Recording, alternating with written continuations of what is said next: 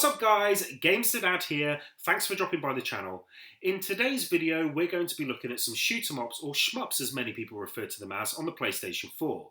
Now when I was a kid I couldn't get enough of them on my Commodore 64. We're talking games like R-Type, Zaxxon, Defender, Nemesis, Space Harrier, 1942, the list literally could just go on and on. Basically, I'm a bit of a shoot 'em up geek at heart. I've consistently owned a variety of shoot 'em ups across nearly every console or home computer that I have ever owned. I may not be much good at them, but I love them, and I just love firing up a game for some solid, no-nonsense arcade shooting fun. Now today I have 4 shoot 'em ups I'd like to talk to you about. Let's get into it. So first up on my list guys is Rydin Five. Now Rydin Five is part of a gaming series spanning back over 25 years. This director's cut by Moss also features a bonus soundtrack on CD which is great. There's nothing better than getting something extra when you purchase a game. Back in the day you'd always get a decent manual, you'd get posters, game catalogues and other cool stuff, but you just don't really see it these days unless you purchase collector's editions. So this is a really great thing to have, a big thumbs up there from Moss. So Rydin 5 is very much a traditional style top-down arcade shooter with an extremely detailed story-driven plot which is fully narrated throughout. The game takes you across real-life locations fighting alien enemies in New York, the Middle East, France, England, Belgium and Sweden. Like previous installments of the Rydin series, you have a choice of 3 aircraft which are all supplied with different grades of power, defense, mobility and a sub-weapon of fixed power. Rydin 5 sees the addition of a shield energy bar, allowing you to take a number of hits before being destroyed. However, you only receive 1 ship or 1 life, so therefore, when the inevitable happens, you will lose your score and you'll be asked to continue.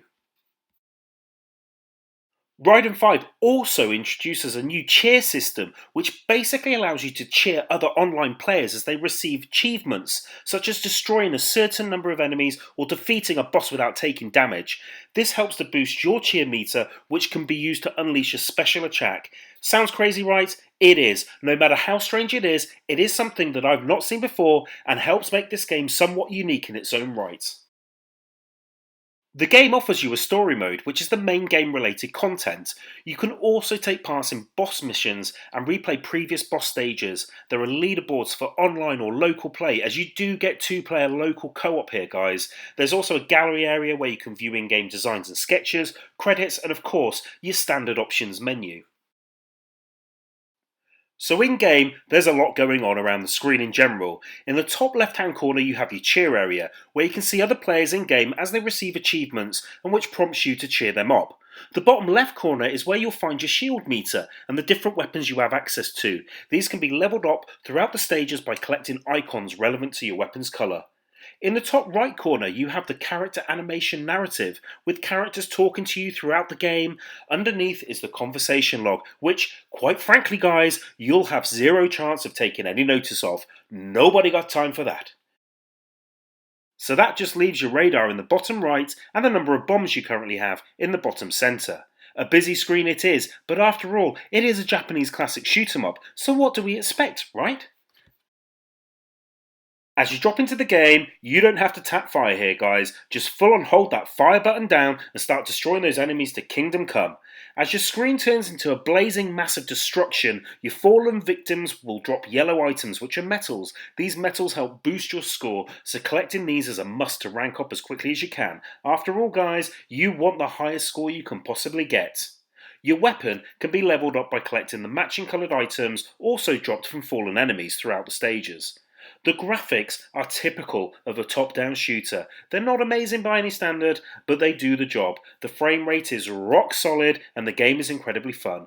That reminds me guys, you need to focus on this game when you're playing. Seriously, focus. The soundtrack is also pretty good and the controls are tight. Overall, I really do love playing this game, even if the character narrative drives you mad. The boss battles are pretty standard and get increasingly difficult in terms of what is required to take them out. There is plenty on offer here to keep hardcore gamers and casual gamers playing for some time. It is a solid arcade shooter, and if you particularly like the Rydin series of games, then this is a must pick up for you. So our next game is Xy-Sythe EX, and boy, is this game amazing. I really mean it. I picked this up for like £4 or something, and it is literally the best £4 that I have ever spent on a game that I had no idea about prior to owning it, period. Basically, this game is a side-scrolling 2D shooter and the graphics are incredibly detailed. The backgrounds are wonderfully rendered in 3D and this thing looks simply beautiful running on my PS4 Pro through my 4K TV. It is breathtaking. The game is published by our friends over at THQ Nordic, and it is unlike most bullet hell experience seen before because Xy-Sythe EX has no health bar. No, no, no. Instead, it relies on time and power-ups that stack. At the top of your screen, you'll find a countdown where shooting down the enemies earns you more time, while taking damage depletes this time away. It is this interesting time mechanic, though, that makes Xy-Sythe EX its own game, and adds another layer to think about on top of all the bullet dodging and craziness going on across the screen. You also possess a limited ability to manipulate time in your favour, be it slowing down the action while you carefully manoeuvre through a spray of bullets and bombs, or rewind after being destroyed. But the effect truly is restricted, and you have to earn every brief second of time manipulation, so it definitely doesn't make the game too easy. In fact, guys, Xy-Sythe EX is hard as nails. You could probably struggle on through the story mode on a normal difficult setting without too much trouble, but when you switch over to the more advanced arcade mode, you'll soon realise that you're actually no good at this game at all. I mean seriously, it's like getting slapped in the face with a wet fish. So then there's the great power-up system that lets you stack up power-ups. When you take damage, these pop out of your ship and you have a bit of time to collect them again. Thanks to this though, sometimes the checkpoint system and chaotic nature of the gameplay will have you getting into a boss battle with just a single fire weapon. It does take a bit of getting used to, but the sublime gameplay makes up for these type of issues. Gameplay takes place in a 2D plane and is set behind a 3D environment. The ships look really good, in fact they look great, and the boss designs are just freaking excellent. Compare concept art on this game and you won't know if it's the game itself or the original artwork you're looking at. It's that close, it's amazing. This game is unbelievable for the money, so if you find it cheap then snap it up. I'd go as far as saying it's a true hidden gem on the PS4 and is also available on the Xbox One, Windows systems and the Nintendo Switch. Get this game, play this game and enjoy this game. You will not be disappointed. Experience the full evolution of the award-winning Geometry Wars franchise and battle through waves of enemies on 3D grids in this frantic arcade shooter. That's what the box says. Are you excited? 'Cause I am. Geometry Wars 3 is a 2014 multi-directional shooter video game developed by Lucid Games and published by Activision under the Sierra Entertainment brand name. It is the sixth installment in the series and is available across a host of consoles including both the PS3 and PS4, Xbox 360, Xbox One, Windows, Linux and OS X systems. That's crazy for a game which was originally released as a mini-game for Project Gotham Racing 2. Look at it now. Basically, you pilot a claw-shaped ship that can shoot independently of where it's pointing. The primary objective of the game is to destroy a variety of enemies which take the form of various shapes which attempt to destroy your ship.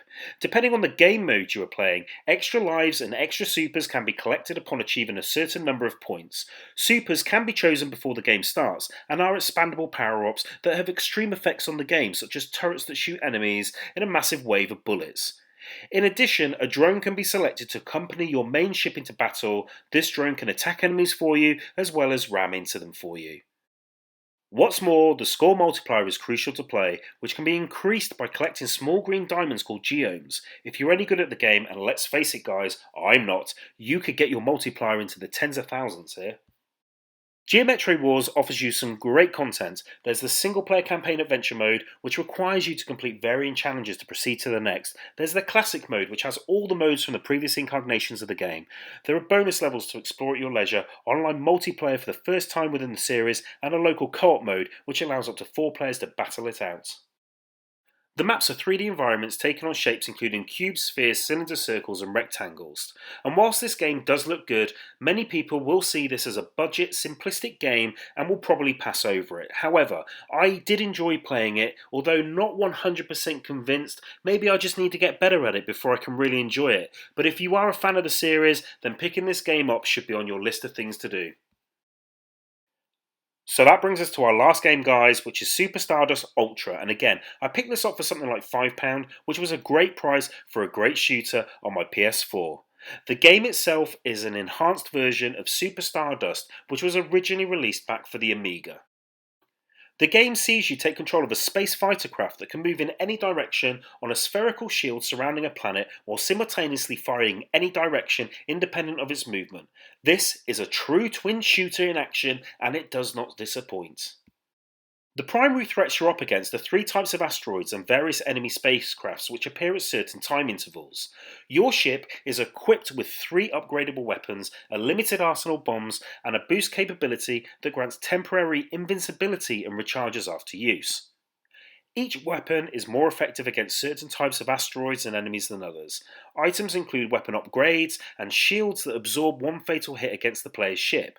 You basically get Rock Crusher, Gold Melter, and Ice Splitter, and these can all be leveled up as you destroy various rocks, ice, and fire type meteors surrounding the planet. Super Stardust Ultra provides several modes of play, each with their own online leaderboards, but which can be categorised into 3 main types of play. There's the arcade mode, which takes you through a series of planets, each consisting of 5 main phases, the last one which is a boss battle. The second game mode plays out altered versions of the arcade mode, but you have no weapons. Instead, you have to destroy enemies and debris with well-timed boosts, and this is mental. I found myself lasting no longer than just a few minutes, however, it was really fun. The last mode is a strange one and unique to the Ultra version of this game, and that's live streaming mode, where online viewers of your stream vote for what enemies will drop onto the planet for you to take out.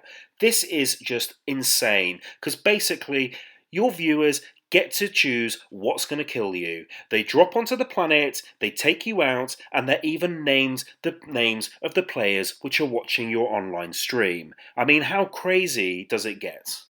Overall, Super Stardust Ultra is a fantastic shoot 'em up. I absolutely love this game. Again, for the price, it is amazing. £5, you cannot go wrong. So if you are into arcade shooters, you need to pick this game up. So guys, that was 4 shoot 'em ups which I own on my PS4, ones which I thought you guys may not necessarily have heard or know much about. I hope this video has been helpful if you're into your arcade shooters and may have opened your eyes to some potential hidden gems out there. As always, please let me know your thoughts in the comments below and make sure you drop a like, subscribe and ring that bell to be the first to catch all my latest videos. Until the next time, peace out and thanks for watching.